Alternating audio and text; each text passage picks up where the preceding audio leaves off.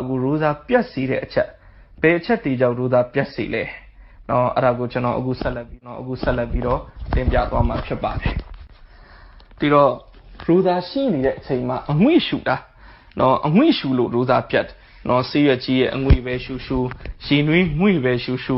secret ပဲတောက်နော်အဲ့ဒီလိုအငွေ့ရှူတာနော်အငွေ့ရှူတာဘာပဲအဲ့လိုအငွေ့ထွက်တဲ့အရာတွေရှူတာရိုးသားပြက်ပါတယ်နောက်တစ်ခုကရိုးသားရဲ့နောက်တစ်ခုကဘာလဲဆိုတော့ကျွန်တော်တို့နော်ရင်ကျက်ယောဂတဲ့ကနော် inhaler လို့ခေါ်တဲ့စီခဏပါးစပ်ထည့်ပြီးတော့ဖြန်းရနော်အဲ့ဒီစီထည့်ပြီးဖြန်းရင်လည်းပဲဒါရိုးသားပြက်စီတယ်ဒီမှာတော့မဆလာကဘလို့တင်ပြလဲဆိုတော့တချို့ရှိတယ်သူကညအချိန်လောက်ပဲဖြန်းရတယ်ဆိုရင်တော့သူနော်ရိုးသား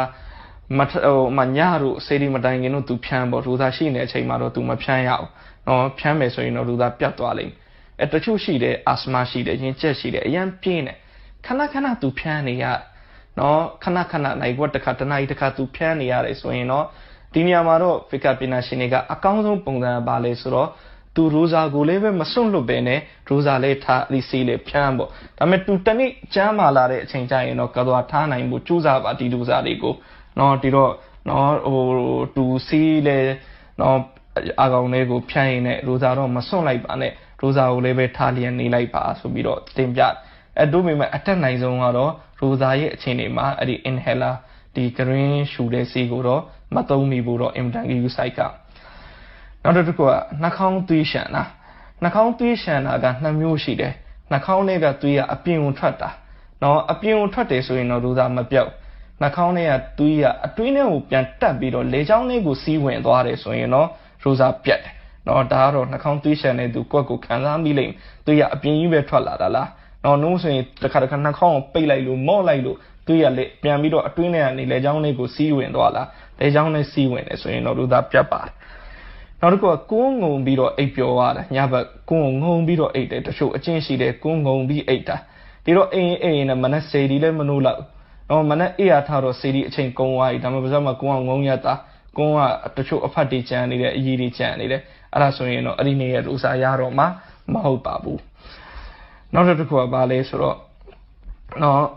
အစားအစာမဟုတ်တဲ့အရာတွေလေချောင်းနဲ့ဝင်သွားရင်လည်းပဲဥမာစက်ကူစားတွေနော်ကြောက်စတွေတေးမြေကြီးတွေလေချောင်းနဲ့ဝင်သွားရင်လည်းပဲရိုးသားပြက်စေပါတယ်နောက်တစ်ခုကသွားကြားကနေထွက်ပြီးတော့ထွက်တဲ့သွေးနော်သွားကြားကနေထွက်တဲ့သွေးရလေချောင်းနဲ့ဝင်သွားတဲ့ကိုသတိပြုတယ်ဥမာဖြစ်သွားကနေသွေးထွက်တတ်တယ်သွားကြားကနေအဲ့ဒီသွေးကအခုလေချောင်းနဲ့လည်းဝင်သွားတယ်အဲ့ဒီလိုအနေထားမျိုးမှာနော်ကျွန်တော်တို့ဘာလုပ်ကြည့်မလဲဆိုတော့သသွေးထွေးကြည့်လိုက်သသွေးထွေးလိုက်တဲ့အခါမှာသသွေးကပူပြီးတော့များတယ်သွေးကနည်းနည်းလောက်ပဲပါတာအယောင်တန်းယုံလေးပဲဆိုရင်တော့ဒါရိုးသားမပြောက်အခုသသွေးထွေးကြည့်လိုက်တဲ့အခါသသွေးထက်သွေးရတော့ပူပြီးတော့များနေတယ်နော်အဲ့ဒါတွေကိုကျွန်တော်မျိုးချမိသွားတယ်အခုနာဆိုရင်နော်အဲ့ဒါကနော်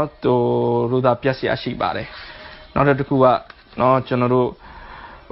စီးလန်းကြောင်းကနေဆေးထည့်တာနော်စီးလန်းကြောင်းကနေဆေးထည့်တယ်အဲ့ဒီဆေးကတိုက်ရိုက်စီးအိမ်တွေကိုရောက်နိုင်စရာရှိတယ်ဆိုရင်ရိုးသားပြတ်တယ်နော်စီးအိမ်တွေကိုရောက်နိုင်စရာရှိတယ်ဆိုရင်ရိုးသားပြတ်တယ်ဒါကအမျိုးသားနဲ့ပတ်သက်ပြီးတော့အမျိုးသမီးလည်းပဲသူကစီးလန်းကြောင်းအောင်စီးထည့်တယ်ဆိုရင်တော့အမျိုးသမီးနဲ့ပတ်သက်ပြီးဖီကာကျမ်းတွေမှာတင်ပြတယ်သူကစီးအိမ်တွေကိုရောက်တည်ဖြစ်စေမရောက်တည်ဖြစ်စေအမျိုးသမီးဆိုရင်တော့ရိုးသားပြတ်တယ်တဲ့စီးလန်းကြောင်းအောင်စီးထည့်တာ